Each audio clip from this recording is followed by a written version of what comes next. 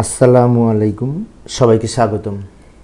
BCS কর্মকর্তাদের বিভাগীয় পরীক্ষার প্রশ্নের আলোকে একটি প্রশ্ন প্রায় 18 বার পরীক্ষায় এসেছে। এই প্রশ্নটি সেটি হচ্ছে সম্পত্তির ঘোষণা। এটি অনেক সময় টিকা আকারে আসে, আবার অনেক সময় বলা হয় যে এই সরকারি কর্মচারী আচরণ বিধিমালা 1979 এর আলোকে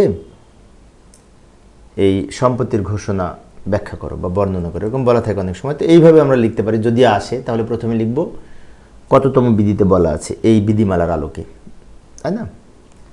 তো সেক্ষেত্রে লিখতে পারি সরকারি কর্মচারী আচরণ বিধিমালা 1979 এর বিধি 13-তে এই সম্পত্তির ঘোষণা সম্পর্কে বলা হয়েছে। আমি আবারও বলছি, লক্ষ্য করি, এই বিধিমালার বিধি 13-তে সম্পত্তির ঘোষণা সম্পর্কে বলা হয়েছে। আমরা জানি যে এই বিধিমালার বিধি 5-এ বলা ছিল উপহার দেওয়া নেওয়া সম্পর্কে। এই বিধিমালার বিধি 8-এ বলা ছিল সরকারি কর্মচারী কর্তৃক তহবিল সংগ্রহ সম্পর্কে। এই বিধিমালার বিধি 10-এ বলা ছিল ধার গ্রহণ ও প্রদান সম্পর্কে। এই বিধিমালার বিধি 11-তে বলা ছিল এই মূল্যবান সম্পত্তি ও স্থাবর সম্পত্তি অর্জন ও হস্তান্তর সম্পর্কে। আর এই সম্পত্তির ঘোষণা এটি বলা আছে বিধি 13-তে।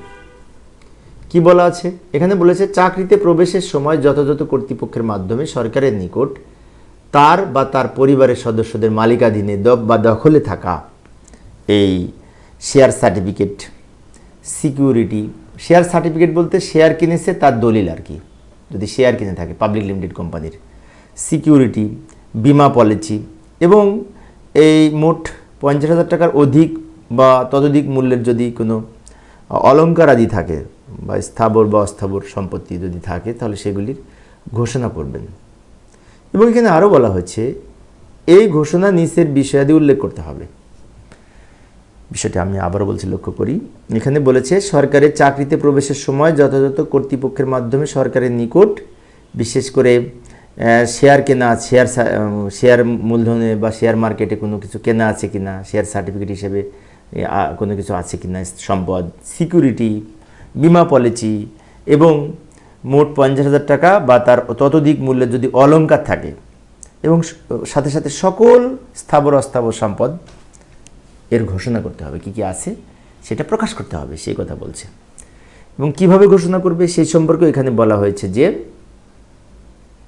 যে জেলায় অবস্থিত সেই জেলার নাম লিখতে হবে, কোন জেলায় তার সম্পত্তি আছে।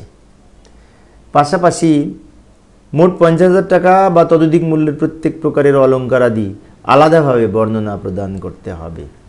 অর্থাৎ 50,000 টাকা বা তার বেশি মূল্যের যদি অলংকার থাকে তাহলে আলাদা আলাদাভাবে উল্লেখ করতে হবে কি কি অলংকার আছে। পাশাপাশি প্রত্যেক সরকারি কর্মচারী প্রতি 5 বছর পর পর ডিসেম্বর মাসে বিগত 5 বছরের হিসাব বিবরণীতে প্রদর্শিত সম্পত্তির হ্রাস বৃদ্ধির হিসাব বিবরণী যথাযথভাবে কর্তৃপক্ষের মাধ্যমে সরকারের নিকট দাখিল করতে হবে।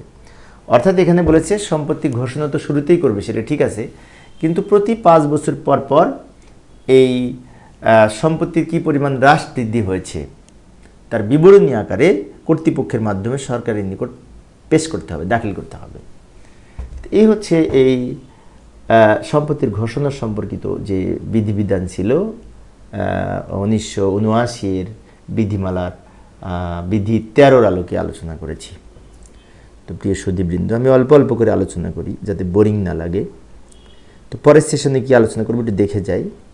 পরের সেশনে এই ফটকাবাজি এবং বিনিয়োগ, এই প্রশ্নটি 8 বার এসেছে পরীক্ষায় অবশ্য, ফটকাবাজি এবং বিনিয়োগ সম্পর্কে। তো পরের সেশনটি দেখার আমন্ত্রণ রইল। খোদা হাফেজ।